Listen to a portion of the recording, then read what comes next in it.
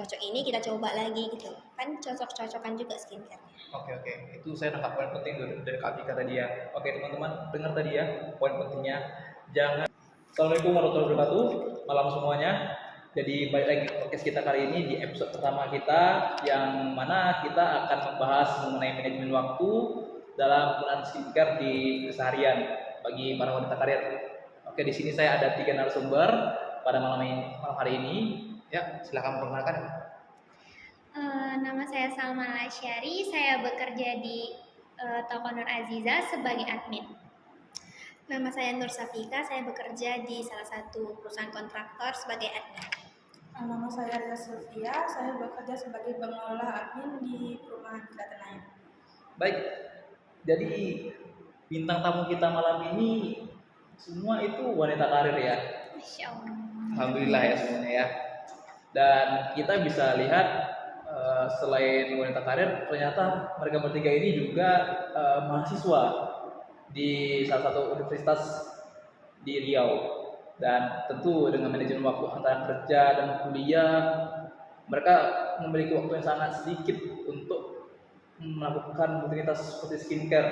Nah, jadi pada malam ini kita akan membahas gimana sih tips mereka dalam menyiasati waktu untuk menggunakan skincare sehari-harinya, atau kita bisa bilang strategi mereka deh untuk skincare. Oke, kita bisa tahu kan skincare pada hari ini itu penting ya bagi para wanita ya, namanya perawatan diri. Kita bisa lihat kebanyakan wanita lebih memfokuskan pada skincare dibandingkan makeup mungkin. Nah, kalau saya mau bilang deh untuk teman-teman sekalian, apa sih yang membuat kalian memilih skincare, ataupun brand apa sih yang biasa kalian pakai? Boleh deh disebut satu dari kalian. Ini mereknya gitu. Ya, boleh disebutin merek, gimana kalian memilih begitu alasannya. Silakan. Dari mungkin Ikanya boleh diceritakan. Kalau saya memilih skincare itu tentu sesuai dengan jenis kulit ya, kondisi kulit. Misalnya dulu muka saya berjerawat gitu kan, nah itu pasti membutuhkan yang perlindungan dari yang ada aknenya gitu, untuk aknenya. Okay. Dan untuk mereknya saat ini pakainya dari DRW Skincare. Oke. Kalau Kak Salma gimana? Kalau saya mungkin sama ya seperti Vika. Kami untuk wanita ini pasti tentunya kami memilih skincare itu yang sesuai ya dengan muka kita kan, kondisi wajah. Kalau saya sekarang tuh lagi pakai MS Glow baru sih. Kemarin tuh udah coba produk lain. Terus ini coba produk lagi karena ngerasa yang kemarin tuh nggak cocok gitu, dan sekarang pakai MS Glow sih, semoga aja cocok. Kalau dengan Kak Reza sendiri? Kalau saya sih pengen itu pakai skincare itu sesuai sama yang kebutuhan. Terus habis itu sama yang merek itu merek Korea, karena kan Korea itu kan udah teruji kan dari pemasarannya kan. Jadi saya tuh pakai merek Bukanyul karena harganya cukup murah, cukup bisa lah dijangkau. Terus juga produknya cukup lumayan banyak. Dan satu produknya itu bisa dipakai 3-6 bulan. Jadi dari pendapat masing-masing kakak-kakak ini, saya udah bisa memilah nih berbagai macam-macam nih tipe cara untuk memilih skincare yang kakak pilih. Dari Kaisanya ada yang memilih budget untuk merek Korea, kalau Kak Vika ya dengan resep dokter DRW, kalau misalnya Salamanya ini baru mencoba dari MS Glow ya. Berarti tetap aja poin utama dari skincare ini kecocokan. Iya, benar. Oke, kecocokan teman-teman ya. Berarti skincare ini sangat krusial dong bagi anak-anak muda saat ini, tentunya wanita karir seperti mereka. Oke, back to topik. Kita mari bahas sedikit soal hubungan. Nah, kita nggak lari nih dari manajemen, karena topik kita back to manajemen. Kalau di dalam manajemen tuh kita bisa bilang ada 3-4 hal dasar. Itu yang biasa kita buat: planning, organizing, equity, dan controlling. Nah, kalau dari apa yang disampaikan oleh kakak-kakak ini, sepertinya POAP itu benar-benar berkaitan ya dengan cara mereka dalam memilih skincare, dari perencanaannya, organizing yang mengelolanya, plotting yaitu aksinya, dan controlling. Berarti kalau kita bilang skincare dengan manajemen berkaitan. Nah, seperti itu. Balik lagi ke topik, kalau misalnya kita bandingkan dengan saat ini, skincare zaman sekarang kan banyak nih Banyak. merek-mereknya, banyak harganya, bahkan banyak juga gimmick-gimmicknya. Kakak-kakak sekalian ini gimana sih cara bisa memilih produk yang pasti tanpa kena gimmick? Walaupun kakak udah dapat produk yang cocok nih, pasti ada dong kepikiran ingin beralih ke produk lain. Gimana menurut kakak-kakak? Kayak sekarang kan banyak kabar-kabar yang skincare murah gitu, tapi kualitasnya over gitu. Kalau Kak Salma gimana sih?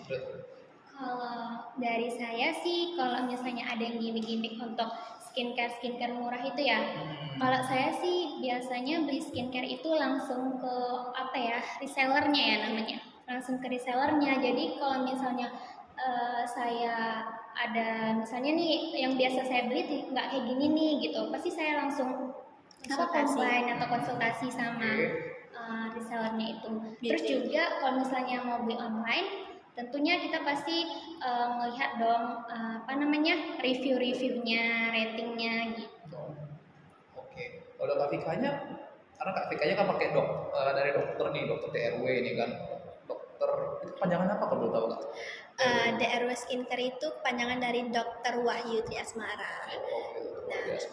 Iya, karena kalau misalnya dulu saya pernah pakai skincare yang kayak lokal gitu kan, yang kayak mudah didapat di Indomaret atau di toko-toko biasa itu. Cuman mungkin kayaknya kurang cocok karena muka kita kan beda-beda, ada yang sensitif, ada yang normal gitu kan. Nah, kondisi muka saya itu kebetulan dia memang sensitif, nggak ada perlindungan, dia mudah ada jerawat gitu. Jadi saya butuh konsultasi langsung ke dokternya. Dan kalau pakai krim dari dokter itu kan betul-betul dikasih sesuai jenis kulitnya nih, kulit kering, beda lagi facial washnya kayak gitu juga dan yang lain-lain.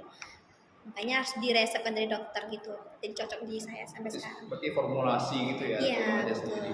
Kalau Kak Eja sendiri, karena Kak Eja kan lebih cenderung ke merek Korea. Berarti kalau cara Kak Eja sendiri ini, berarti kita bilang try and error gitu ya, kita bisa sebut ya. Iya, harus try and error. Lagi kan kita bisa nengok review dari baik dari influencer kan. Kalau untuk merek-merek skincare-nya. Lagian kalau merek Korea ini kan cukup banyak dan kita bisa kayak balik lagi sih harus try and error lihat review. Cuman sekali udah satu saya jarang sih mau ke yang produk, karena kan produk lokal banyak kan yang kayak yang merek-merek lain tuh overclaim gitu. Kalau lokal kan kita lebih ke kayak teman pakai apa cocok baru kita coba. Oke. Dari mouth to mouth juga ya. Berarti dari mouth to mouth. Oke, berarti bisa ditarik kesimpulan kalau misalnya kakak sendiri memilih itu tentu trial error, ada dari formulasi dokter yang sesuai dengan tipe kulit kalian, kakak sekalian, ada juga yang dari rekomendasi dari teman. Nah, berarti dari poin-poin itu pengaruh rekomendasi itu sangat penting ya di sini ya. Rekomendasi ya. Dari saya lihat dari kakak-kakak ini menyebutkan rekomendasi itu sangat penting. Tentunya kayak mungkin sebagai orang yang mereknya general di merek Korea itu terkait error tentu banyak ya kan, benar ya? Sebentar sebelum kita lanjut ini, kami juga kayak penasaran ya sama abangnya gitu kan. Iya benar. Terkait skincare. Nah, menurut abang itu penting nggak sih, perlu nggak sih untuk cowok memakai skincare atau perawatan gitu? Kan yang seperti kita tahu kan biasanya itu cewek aja kan yang peduli dengan fokusnya ke wanita ya. yang terlalu peduli dengan penampilan kan biasanya cewek nih, cowok kan biasanya bodoh amat gitu kan. Nah, menurut abangnya sendiri itu gimana? Penting nggak skincare itu? Oke. Kalau misalnya dibalikkan ke saya nih pertanyaannya, saya juga sebagai pekerja yang aktif di lapangan, ya saya ini BA, brand ambassador ya. Saya itu business advisor. Jadi tujuan kerja saya itu untuk sebagai konsultan bisnis yang sasaran untuk retail yang dominan itu di lapangan. Oke, jadi kalau misalnya untuk konsep skincare sendiri bagi saya itu penting. Karena sedang saya yang aktif di luar ruangan, yang kerjaan berkaitan dengan lapangan, biasanya saya tuh aktif itu menggunakan ya sunscreen atau sunblock. Karena ya menghindari radiasi sinar matahari kan sangat penting. Dan kayak facial wash, saya sih kalau saya sebagai laki-laki mungkin cenderungnya antara dua hal ya, facial wash sama sunscreen. Itu yang paling saya sering apply di keseharian saya sebagai pekerja lapangan. Ya kalau untuk skincare basic, daily basic saya biasa pakai itu aja. Tapi memang skincare itu penting, benar-benar penting. Nggak mungkin jadi kalau misal tanpa skincare kita bisa bertahan, itu nggak mungkin karena berhubungan dengan kesehatan kan. Kalau bagi saya skincare tentu pasti bakal penting sih dalam hidup kita. Bukan untuk seorang cowok pun itu penting. Mungkin sekarang ini bagi banyak cowok banyak yang belum sadar akan skincare ini, betapa pentingnya skincare. Nah, buat cowok-cowok di luar sana, tolong deh perhatiin lagi, sisakan deh sedikit duit jajan kalian untuk beli skincare. Mulai dari pertemuan dari saat ini, oke? Thank you pertanyaan buat Kak ya. Iya, sama-sama. Nah, kalau misalnya saya udah nanya nih, gimana kakak-kakak sekalian cara milih skincare-nya, cara menghindari gimmick-gimmicknya. Ada, tadi saya mau nanya soal cerita deh. Saya mau nanya sekaligus kita bagi-bagi cerita deh sama pendengar-pendengar yang di YouTube ya. Jadi kita mau bahas tentang kasus-kasus di mana kakak-kakak nih ada nggak sih mengalami kegagalan ataupun kita bisa bilang salah deh milih skincare ataupun kejadian kasus yang dimana buruk-buruknya salah memilih skincare yang mengakibatkan kulit kakak rusak. Pernah nggak sih kayak begitu? Nah, ini kalau orang pernah penasaran nih, gimana sih cara hindari begitu, dimana kasus-kasus yang kayak gitu kan marah. Nah, silakan deh kakak-kakak, boleh siapa aja mau mulai atau Kak Eja dulu nih, karena Kak Eja kan banyak error nih. Boleh kita coba nih, Kak Eja ada nggak sih kasusnya pernah salah pakai brand itu, lalu gimana cara bangkitnya? Boleh deh Kak Eja. Kalau saya sebelum pakai skincare Korea ini kan saya pakai skincare lokal kan. Jadi pernah pakai skincare lokal yang moisturizer-nya cukup banyak lah dipakai gitu kan. Setelah pakai kita kan pasti ada kadang mau beli butuh waktu karena lokal kan cenderung di Shopee, kadang pesan di e-commerce gitu. Jadi ada telat sehari kita nggak pakai lagi, itu kulit saya kering sampai terkelupas gitu kan. Ya jadi begitu coba ada merek Korea yang disaranin sama teman kantor, saya pakai barulah agak mendingan, tapi itu kan perlu waktu yang cukup lama. Makanya kadang skincare lokal nih kalau yang banyak iklan di TikTok atau sosial media itu kadang overclaim gitu. Dia baik ketika dipakai, tapi ketika kita stop sehari aja langsung terkelupas. Nah, oke. Setelah itu dari kejadian itu deh, kayaknya untuk transisi produknya itu berapa lama sih recovery dari kulit kakak setelah rusak itu?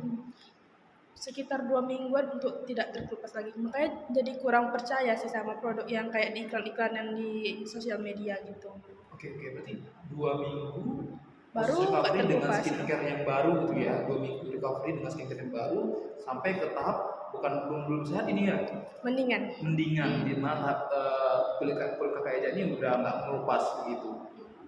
Berarti skincare itu benar krusial ya, kita bilang Iya. kulit sampai melupas tuh lumayan serem ya guys. Ya, apalagi kalau kita frontliner kan agak takut ya sama konsumen jumpa gitu kan. Sebagai seorang foreigner yang namanya kita bilang penampilannya itu is number one, kita bilang ya kan, benar ya. Oke, berarti butuh waktu recovery 2 minggu dengan berganti produk Korea yang kakak bilang yang rekomendasi. Nah, kalau Kak Vika bagaimana? Ada nggak kejadian Kak Vika dengan kakak yang kulit sensitif ini, pernah nggak ada kasus begitu Kak? Pasti pernah dong kalau untuk jenis kulit yang sensitif ya, karena kan dulu kita masih bingung nih nyari produk skincare yang cocok gitu kan. Udah coba gitu, mungkin ada kayak pernah itu waktu itu saya coba skincare dari dokter juga. Dari skincare dari dokter juga, terus dia tunggu bentar nih, cut dulu ya. Kenapa? 13 menit. Kan lebih Ya kan nggak ini. apa-apa. Ini loh. Oke, lanjut ya. Kalau dari saya itu pasti pernah dong ya Kak yang ngalamin pengalaman yang pakai coba skincare terus nggak ada hasil gitu, bahkan memburuk gitu. Dia mungkin nggak langsung memburuk gitu sih, ada plus minusnya. Contohnya dulu saya pernah mengalami coba juga skincare dari dokter. Tapi itu hanya buat kulit cerah aja. Tapi untuk jerawat, kondisi muka saya kan dulu berjerawat. Nah, jerawatnya itu nggak memudar dan nggak hilang, tapi dia malah makin meradang. Nah, itu di situ saya bilang, oh ini nggak cocok dan saya nggak akan meneruskan itu. Saya stop dan saya dulu itu mungkin sekitar 1 atau sampai 3 bulan nggak pakai skincare dan ada direkomendasi dari teman, dah ketemulah DRW skincare. Jadi saya coba cocok gitu. Jadi karena kalau dari pengalaman saya eh, konsultasi itu penting sih, langsung ke dokternya. Jadi mereka tahu kondisi keluhan wajah kita apa dan dia ngasih resep yang betul-betul cocok di kita gitu. Oke, Kak Vika. Nah, tadi saya dengar dari kata Kak Vika, setelah kakak salah pakai skincare, kakak sempat memberhentikan penggunaan produk skincare selama berapa lama waktu itu? 1 sampai 3 bulan. 1 sampai 3 bulan. Untuk waktu betul kakak nggak pakai skincare sama sekali. Iya, karena itu ngerasa kayak udah capek gitu ya nyari produk yang mana yang cocok, udah coba segala macam kayaknya tuh nggak ada hasil gitu. Sampai pernah kayak mikir, udahlah biarin aja lah kayak gini gitu. Sempat down juga ya Iya. karena gagal kita. Nah, udahlah kita ngeluarin uangnya kan lumayan juga kan. Iya, Ibaratnya kan benar. kita harus membudget juga kan sesuai dengan kocek gitu kan uangnya gitu, harga pasti. skincare. Nah, gitu. Jadi budgeting juga harus dipikirkan, jangan terlalu kayak kita mengeluarkan uang banyak untuk skincare tapi malah nggak cocok. Nah sayang kan uangnya. Oke. Walaupun barangnya murah maupun itu skincare lokal, kalau misalnya murah cocok di kita ya terusin gitu, jangan tergiur dengan orang yang cocok ini kita coba lagi gitu. Kan cocok-cocokan juga skincare-nya. Oke. Itu saya nangkap poin penting dari Kak Vika tadi ya. Oke teman-teman, dengar tadi ya poin pentingnya. Jangan over budgeting untuk skincare, tapi ingat poinnya cocok atau tidak cocoknya kita terhadap skincare tersebut. Nah, jadi kalau dibilang skincare mahal-mahal itu bukan kunci ya, Iya. tapi bisa menjadi solusi. Ingat, bukan kunci tapi bisa menjadi solusi untuk teman-teman sekalian. Contohnya kasus Kak Vika, sudah mengeluarkan budget banyak, tapi hasil tidak sesuai dengan apa yang diinginkan, dan akhirnya malah beralih ke produk DRW ya kakak ya. Iya. Oke, nah kalau Kak Salma begini, ada nggak contoh kasus kakak ceritain? Boleh ceritain deh Kak. Kalau kasus aku sih lebih ke ini ya, di dalam diri kita sendiri nih, karena kan kemarin itu aku sempat kayak kerja tuh, pulangnya tuh sore ya, pulang jam setengah tujuan ya, jam setengah tujuan, terus pulang kerja langsung kuliah nih, nggak ada bersihin make up, nggak ada bersihin, kan kita tuh kerja Kerja gitu gitu. kan. Terus pulang kuliah langsung tidur deh, tepar pulang kuliah tuh jam 10-an. Terus karena kesalahan aku tuh karena malas bersihin make up, jadi muka tuh jadi breakoutan gitu, bukan masalah skincare-nya sih, masalahnya di aku. Jadi ya buat kalian nih, jangan malas skincarean ya, karena skincarean itu penting banget. Karena kalau kita malas skincare tuh pasti mukanya bakal breakoutan. Tapi percuma loh kalau kita skincare tapi kita nggak double cleansing. Iya Nah, benar. double cleansing itu juga sangat penting untuk kita karena facial wash aja itu nggak cukup untuk membersihkan. Sebelumnya kita harus bersihkan dulu pakai micellar water atau double cleansing lah. Kita mengangkat dulu sisa-sisa kotorannya baru dicuci lagi. Nah, itu sangat membantu sih untuk penyerapan skincare-nya. Jadi percuma kalau misalnya kita pakai skincare tapi kita nggak double cleansing. Iya benar. Aku sih masanya di itu aja sih, di akunya yang malas buat skincarean, makanya muka aku jadi breakoutan. Kalau untuk di skincare aku belum nemuin yang buat muka aku tuh jadi breakout gitu. Oke. Nah, berarti saya lihat nih dari Kak Salmanya dikarenakan aktivitas yang hektik, Iya tanpa ada benar. jeda antara kerja dengan kuliahnya, membuat kita udah burnout duluan ya, terlalu Capek. capek ya. Benar. Berarti untuk skincare ini, jadi tahapan skincare ternyata bukan hanya uang saja guys, bukan hanya butuh uang saja, tenaga dan niat juga butuh ya Iya, teman-teman ya. Jadi ingat teman-teman yang di sana, jangan di luar dan pendengar YouTube kita, ingat bukan hanya uang tapi niat dan usaha. Sama kayak kesana tadi lah, kita bilang oke, thank you Kak Salma. Dari semua yang disebutkan Kak Eja, Kak Vika, dan Kak Salma, saya lihat dari semua aktivitas skincare ini perlu perencanaan yang matang ya kalau dibilang. Iya, Bahkan benar. step by stepnya seperti double cleansing tadi, saya lihat itu menarik sih. Bahkan orang umum nih ya, orang awam ya mungkin tahunya kalau kita pulang kerja udah cuci muka aja, mungkin cuci muka pakai air aja udah cukup. Nah ternyata nggak gitu guys, ternyata nggak gitu. kita perlu double cleansing. Double cleansing itu yang dibilang sama Kak Vika, sebelum kita mencuci muka tuh perlu dibersihkan lagi dengan kotoran. Jadi muka kita ini setelah beraktivitas walaupun di dalam ruangan ya, dalam ruangan ya, perlu double cleansing juga ya Kak. Betul. Nah, benar. Berarti poin pentingnya tuh guys, di sini kalau yang ditangkap nih ya, butuh perencanaan, butuh niat, butuh usaha, dan pastinya konsisten guys skincare itu. Kalau tanpa konsistensi, hasilnya tentu nggak bakal nampak. Makanya kita kan skincare, bukan Sekali pakai bersih seumur hidup. nah gitu. Ingat, skincare itu jangka panjang, Iya. bukan instan. Ingat topiknya. Skincare itu jangka panjang, bukan instan. Niat dan konsisten. Kalau misalnya nggak pakai sekarang, abis itu misalnya kita udah beli nih, udah lengkap semua skincare-nya. Terus misalnya nanti nggak ada, misalnya malamnya nggak pakai gitu kan, Iya, itu kan nggak sama konsisten. aja. Jadi percuma aja ada Iya, benar. skincare-nya pun hasilnya kan dari 50-50 gitu, bersih, kotor lagi, bersih, rusak lagi gitu-gitu.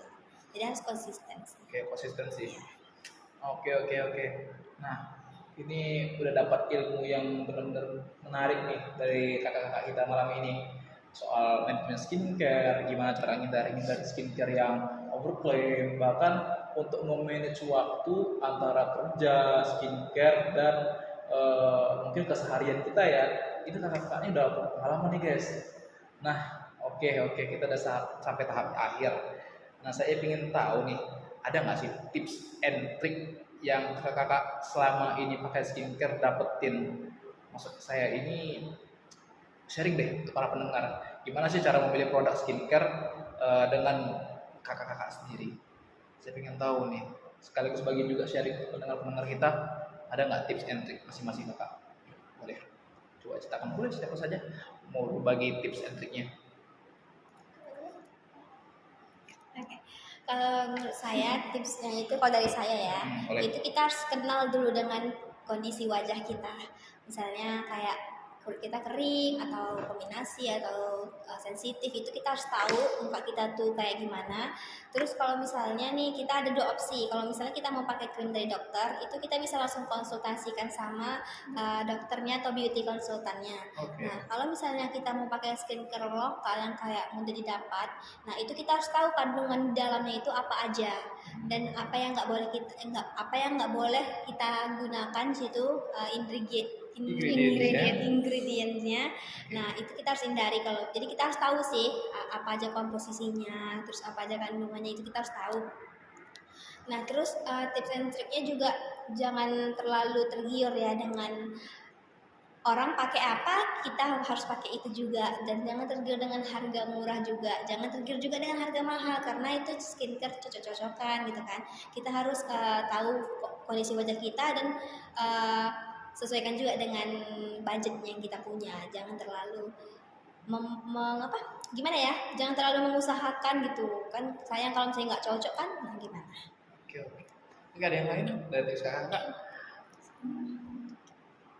Paling kalau skincare itu kita ngatur manajemen waktunya sih. Iya, benar. Kalau kita nggak bisa memanajemen waktunya untuk pakainya, kadang bolong-bolong kan juga, sama apapun, secocok apapun ingredientsnya, nggak ada efek sama muka kita juga. Harus pandai ngatur waktu sih paling. Pasti mungkin kata-kata tips and triknya. Iya, sebenarnya yang disampaikan sama Kak Eja sama Vika tuh kayaknya udah lengkap deh ya.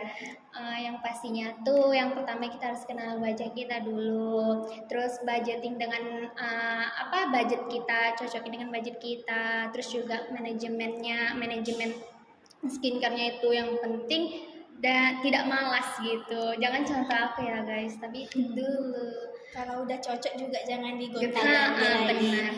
Kita terapkan mode setianya gitu ya. Kalau udah cocok ya udah gitu. Oke. Berarti prinsipnya sama kayak hubungan guys. Iya, Udah benar. dapat yang cocok jangan berganti lagi. Betul. Setia aja. Cukup satu. Nggak usah lagi yang lain deh. Gitu pokoknya. Oke, thank you buat kakak-kakak malam ini, Kak Eja, Kak Vika, dan Kak Salma. Makasih banget nih untuk ilmu yang daging banget nih malam ini. Mungkin episode malam ini sekian untuk pembahasan ini. Sebelum closing nih, saya ingin bahas lagi soal poin-poin pentingnya. Kalau dari kita bilang, dari Kak Eja, Kak Vika, dan Kak Salma, ini poin-poin pentingnya sangat menarik. untuk dibahas dengan kaitan dengan manajemen. Untuk skincare ini sendiri ternyata nggak asal pakai guys, butuh manajemen.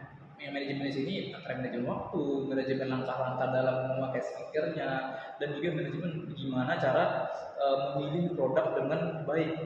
Dengan baik ini yang cocok dengan tidak cocok, serta menyesuaikan dengan budget kita. Berarti kita menyesuaikan planning nih, planning dari awal, based on base-nya planning. Nah, begitu. Oke guys, sekian episode kita kali ini. Thank you buat yang udah stay tune sampai akhir videonya. Thank you juga buat narasumber kita malam ini, kakak-kakak cantik nih. Oke. Baik, kalau begitu sekian kita dari podcast malam ini. Wassalamualaikum warahmatullahi wabarakatuh.